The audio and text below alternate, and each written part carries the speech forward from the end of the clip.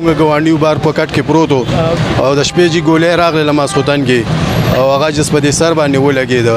چې د ډیر وخت راسي په شب قدر سرکل کې هوایي فایرینګ شروع دی کله زمون خاص کر د ډي جی صاحب نه مردان او ډي پی او 400 نه چې په دې باندې فوکس وساتي هر شپه هوایي فایرینګ موجود ما په شب قدر بازار کې کتن کو تاسو ته معلومه ده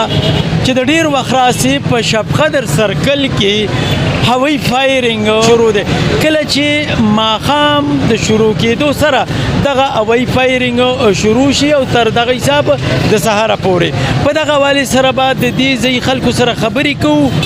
راځي مونږ سره کتونکو مونږ سره یو ملګری موجود دی د شب قدر سره تعلق لري هغه سره خبرې کوو د دغه هوایي فایرینګ په حواله سره سوې دغه هوایي فایرینګ په حواله سره تقریبا څومره د کېږي چې په شب قدر سرکل کې چې ماخام شي نو هوایي فایرینګ شروع شي سوې تاسو بسم الله الرحمن الرحیم اول خو تاسو د میډیا والا ډیره زیاته شکریا ادا کوم زکه چې په هر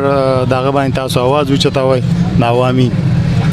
زبا هوایي فایرینګ باره کې دا خبرو کوم چې زمونږ څومره عوام الناس دي هغوی ته موږ دا خواست کوو چې د هوایي فایرینګ نه اجتناب وکړي ځکه چې دا فایرینګ څومره کېږي ما عوام هم ډیر دي لکه نن سبا چې کوم ځای کې ګولۍ اوچته شي او راولوېږي نو خامخا څه ناڅه پرې لګي ځکه نن سبا تاسو ته پته ده بجلی دغه حالات دي بجلی نشته دی ټول عوام بار په میدان ملاست دي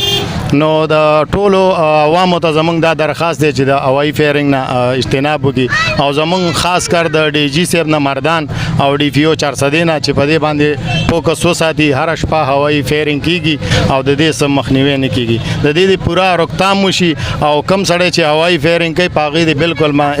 اف آی آر ورکوي کاروایي دې پې کېږي دا خو چې ډېر نقصان دی او لږ نه ډېر کافي نقصان دی زما په خیال سره چې دا بیخي بند شي او په دې باندې ښه غټ جرم ولګي او حکومت له پکار دی چې ښه مضبوط جرم پې ولګي او دا بند شي څه موده مخکې به زه خپل ګاونډي یاد کړم چې زموږ ګاونډي بار په کټ کې پروت او د شپې جي ګولۍ راغله لماسخوتن کې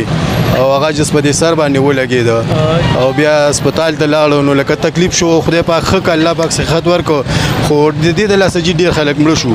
بار پراته دي د چا برنډې نشته دی صرف پوټي دي بار پراته دي په کټونو کې او دا ګولۍ راشي او هغوی چې کوم دی نو د دغه لاسه ډېر وفات شو نو په دې ډېره پابندي جي پکار دی به نه کوو چې په دې باندې ډېره سخته پابندي ولګوي او چې کوم ځای کې دا پیرنګ کېږي چې دوی پسې ځان ورسي او کس راولي وینیسي او ښه برابر سزا وله ورکړي ډیره مننه تشکر